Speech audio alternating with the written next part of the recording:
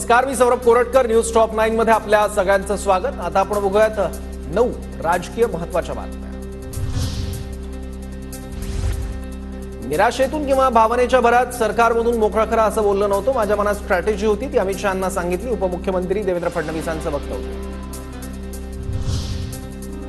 ठाकरेंनी केवळ एका विशिष्ट समाजाच्या आधारावर आघाडी घेतली. लोकांनी ठाकरेंना कोकण आणि ठाण्यातून हद्दपार केलं. देवेंद्र फडणवीसांचा ठाकरेंवर निशाणा.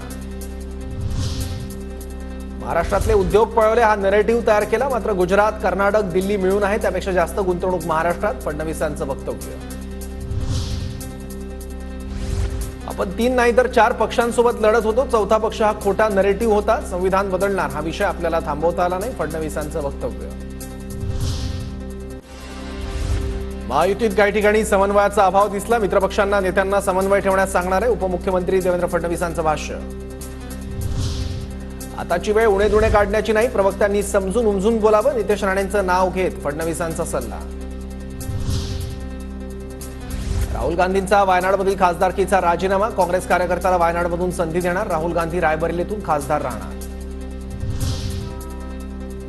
राहुल गांधींना संसदीय पक्षाचा प्रमुख बनवण्याच्या प्रस्तावाला मंजुरी. कार्यकारिणी बैठकीत खासदारांनी राहुल गांधींना संसदीय नेता बनवण्याचा प्रस्ताव मांडला.